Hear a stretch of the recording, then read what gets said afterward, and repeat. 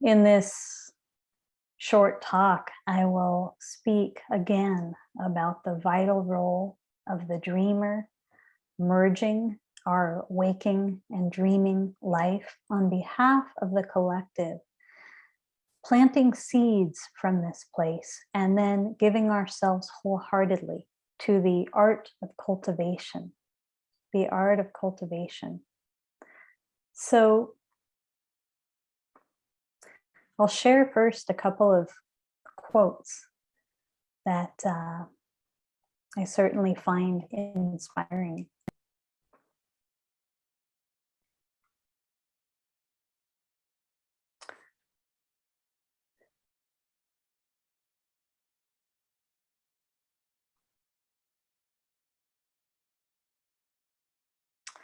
From the poet Amanda Gorman. So let us not return to what was normal, but reach toward what is next. A quote I love from Toni Morrison: as you enter positions of trust and power, dream a little before you think. Dream a little before you think. And please consider that we are all in positions of trust and power. We all have a responsibility to choose consciously how we show up on behalf of the collective, how we inform and participate in collective consciousness, what seeds we sow, especially in this time of global crisis. In my new book, I wrote, when we don't dream our dreams, we are left to fit ourselves into the tiny pages of existing stories, even if they cause harm. So just consider the work you've done over this past 10 days and the creativity, the imagination that you've brought to opening your mind and heart for the intentions process, to sow new seeds in your life, to sow new seeds on behalf of the collective. I'm going to read a short excerpt from my new book, Luminous Darkness, my forthcoming book, I should say. It won't be with us until late summer, okay? But this is about the imperative and the joy, the responsibility of integrating our waking and dreaming life more fully, as we've spoken of in other groups. Remembering that we are using our imagination as human beings all the time, in every moment, most often unconsciously, feeding stories that, if we were to question it, would not be true for us to feed. So we're always practicing something in every single moment. We're always strengthening some muscle or way of being or perception, okay? The excerpt begins. The invisible realm is real. This is from a chapter about dreaming and moral imagination, about the role of the invisible realm in awakening. The invisible realm is real. We can step into it through deep meditation, nocturnal dreams, spirit journeying, and even by theta brainwave induction as we rest in suspended fascination with the leaves of a tree. We can access it through conscious movement practice or the creative use of our imagination and subconscious mind. It is often referred to as the spirit world. But it is also called the place of non-where by the Persians, the other world by Celts, dreamtime by Australian Aborigines, and the lower, middle, and upper world in many shamanic traditions. Because our everyday sensory life is experienced physically in 3 dimensions, and the imaginal realm is not physical, it is often discounted. Through a restrictive cultural pattern, this essential aspect of human existence is labeled fantasy and has no practical purpose aside from a billion-dollar entertainment industry. In actuality, spiritual practice teaches us that if we want to see clearly and access reality, we must go beyond the assumed reality of mental, physical existence and also experience the invisible. We learn through meditation practice that our ever-changing thoughts and emotions are not reality. We learn that what we see visually is not reality. We learn to access the 360 degrees awareness that expands our perception physically and energetically beyond the conditioned mind as primary orientation to consciousness itself. So just notice how these words are impacting you. We each contribute to the morphic field, the shared memory field of human consciousness through our imagination. When we get lost in the conditioned mind, ruminate about the past or future, or project onto one another, we are unconsciously exercising our imagination. Through the music and books we take in, the movies and TV shows we create and view, the ideas and biases we put out into the world, we feed our collective story. That which we give our attention to grows. Therefore, life manifests for us the storylines or realities that we click on. We contribute regularly to our collective future by imagining without being aware of the possible longer-term impact doing so may have.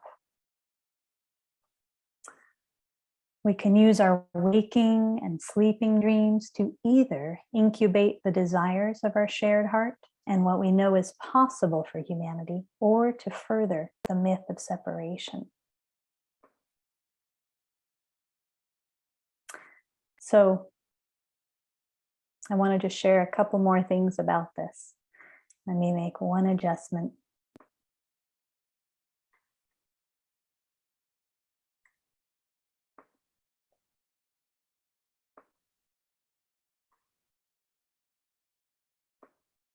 Okay. In practice, we are not leaving presence, this moment, to access our imagination. We're not pitting this moment against an imagined future, an imagined ideal, an imagined better version of ourselves. We are committing to being here and staying on course, to grounding in our earth body, to feeling our connection and contact with all beings, to staying here, even when it's really uncomfortable in this moment. And from the present, from our earth connection, we are welcoming both the light, the domain of light, and the dark, which create the full spectrum of our human experience and exist in nature and consciousness. We are willing to, from groundedness and presence, actively use our imagination in order to contribute, okay, to the morphic field. So it's not a way of imagining that we're leaving presence, but that we're recognizing the active use of our imagination on behalf of the collective as part of our toolbox that comes from presence, okay? I shared this in a group recently, some of you were at, but there's a research study by Friedrich Jameson that showed that it's easier for human beings in today's world to imagine an end of the world, Armageddon, than an end to capitalism, okay? I find this astounding and very illustrative of the case of mistaken identity that we're all working with. So remember that the fish does not always see the water in which it swims. As we shed conditioning that we're holding, it's not just personal conditioning. Some has to do with things that have happened specifically to us in this life. And some of it is collective conditioning that we can literally be a contribution to the letting go of. But the intersubjective nature of conditioning makes it so if our neighbors are believing something that's wacky, if the leaders are believing something that's wacky, if our families are sharing these beliefs as well that we hold, it's hard to see. It's hard to see. Okay.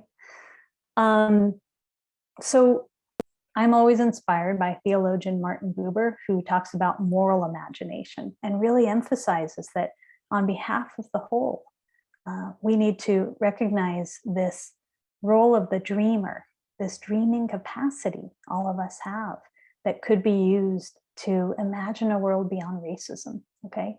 That could be used to imagine a world beyond racial capitalism, that could be used to imagine a world in which we're literally living regeneratively. I want to really inspire this for your intentions process and inspire this active use of the imagination.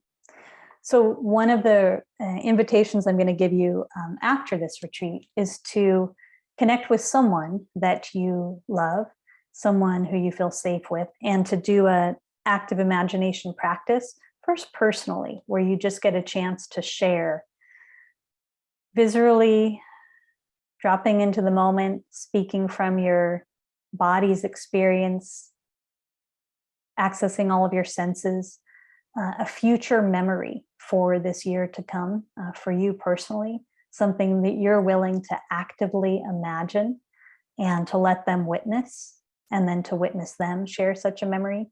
And I also encourage people to play with doing this same practice, choosing something that you'd like to imagine in the world, even if it feels far-fetched. See what you notice through imagination practice, okay?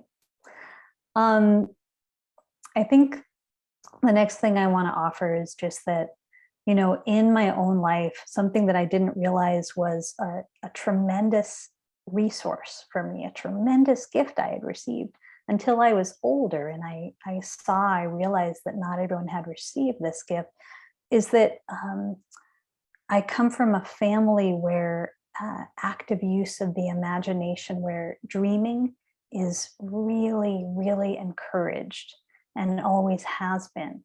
So a family of, especially on my mom's side, progressive Jews, artist and activist, there's always an encouragement to think outside the box. And this is part of our invitation in practice, to notice when we're in the box, and we can know that by how it feels, to notice that there might be more possibility. We might want to stretch ourselves a little more. So it wasn't until an adult that I realized, wow, not only had I not been as aware of how supported I've been by, for instance, white privilege in my life, but wow, I haven't realized until I was a little older how supported I had been by the context of dreaming, the encouragement to dream. So that in a world that says, here are the kinds of jobs people can survive at, can succeed with, here's what success looks like. The many artists in my family, all even coming from not much money, were able to create careers for themselves, create lives for themselves, completely dedicated to their art or their cause or whatever it was. My uncle, who is now 75, has done nothing but give himself fully to poetry since he was 15 years old, living, breathing, writing, dreaming, teaching poetry, nothing else. No, he's not wealthy, but he's wealthy. He's given his entire life to what is his song, his truth. I could say that about dozens of other relatives because of this dreaming capacity. Does that make sense to people? Yeah. Some of you have heard me talk about my mom, who left her art career one day when I was 6, having read an article in the LA Times about the level the crisis of homelessness had hit. Back then, nothing like it is now, in LA, Skid Row in particular, and in particular the suffering of children living in Skid Row in unfathomable circumstances. My mom, who had never done anything in that vein of work before, dropped everything. And within months, we didn't have much money at that time. We often couldn't even afford groceries when I was a little girl. She somehow managed a meeting with the mayor, a meeting with a major funder, purchased an entire block of land in that part of LA and started her first of 4 nonprofits and helped thousands of people. So what I'm pointing to is possibility. I want you to remember it. I want you to remember possibility. I'd like to weave this a little more into the next steps. And the next steps are about cultivation, okay? So we dream, this happens in the domain of darkness, and we return to the daylight, which is where we sow our seeds.